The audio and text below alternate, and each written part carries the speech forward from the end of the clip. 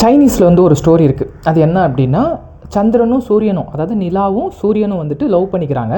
அவங்க வந்துட்டு வெவ்வேறு டியூட்டி இல்லையா, அவங்க வந்து காலையில் வருவாங்க, இவங்க வந்து நைட்டில் வருவாங்க. அதனால் வந்து அவங்கள வந்து ஒருத்தங்களுக்கு ஒருத்தவங்க பார்த்துக்கவே முடியாது.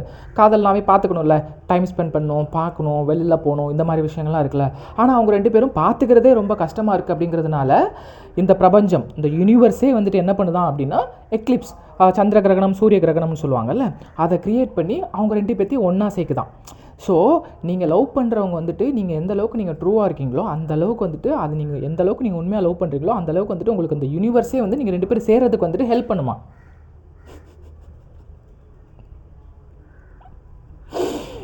இந்த மாதிரி கொட்டேஷன்லாம் கேட்டு நீ லவ் பண்ணேன்னு வச்சுக்கியேன், அவ்வளோதான், குட்டிச்சோராக போயிடுவேன், புரிஞ்சுக்கோ.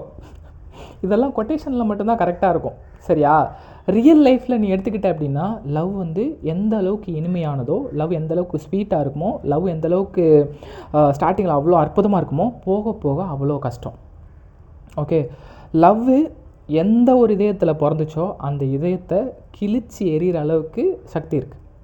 ஓகே, ஸ்டார்டிங்கில் என்ன பண்ணுவாங்க, அவங்க டைம் ஸ்பெண்ட் பண்ணதெல்லாம் வந்து ரொம்ப நல்லா இருக்குது, அப்படியே வந்து பட்டர்ஃப்ளைலாம் வர வர என்ன ஆகும் அப்படின்னா, ஓ லவ் இவ்வளோ வந்து இன்ட்ரெஸ்டிங்காக இருக்குமா, லவ் இவ்வளோ நல்லா இருக்குமான்னு சொல்லிட்டு எல்லோரும் வந்து ஜாலியாக லவ் பண்ணிகிட்டு இருப்பாங்க. ஆனால் போக போக வந்துட்டு அதோட சுயரூபம் வந்து தெரிய வரும்.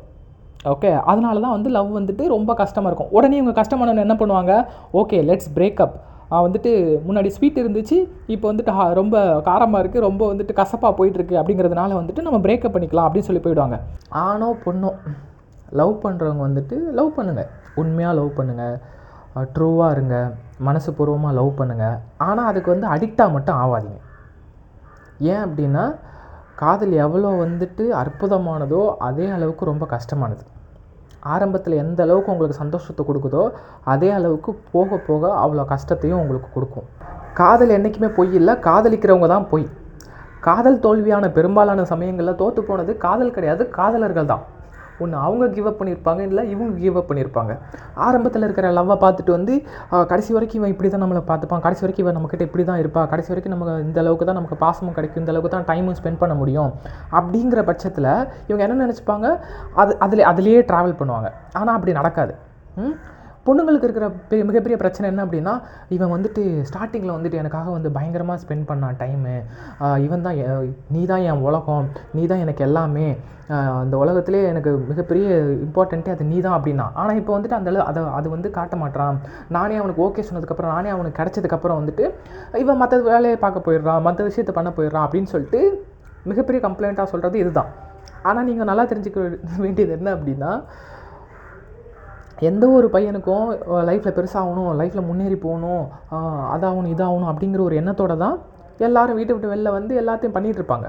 ஆனால் இடையில வந்துட்டு இந்த மாதிரி ஒரு கோலில், இந்த மாதிரி ஒரு ரஷ்ஷான ஒரு வேர்ல்டில் போயிட்டுருக்கிறப்போ சடனாக அவங்கள மாதிரி ஒரு பொண்ணை வந்து நல்ல ஒரு பொண்ணை பார்க்குறப்போ என்ன ஆகும் அப்படின்னா, ஓகே ஸோ வந்து இந்த பொண்ணை இப்போ நம்ம மிஸ் பண்ணிட்டோம் அப்படின்னா திருப்பி நமக்கு எப்போயுமே கிடைக்காம போயிடுவாங்க. ஃபஸ்ட்டு வந்து நம்ம வந்துட்டு, ஏன்னா ஒரு நல்ல பார்ட்னர் வந்து உன் லைஃப்பில் கிடச்சிட்டாங்க அப்படின்னாவே நீ பாதி சக்ஸஸ் தான் நான் சொல்லுவேன். உன் லைஃப்பில் நீ பாதி சக்ஸஸ் ஆகிட்டேன்னு தான் சொல்லுவேன்.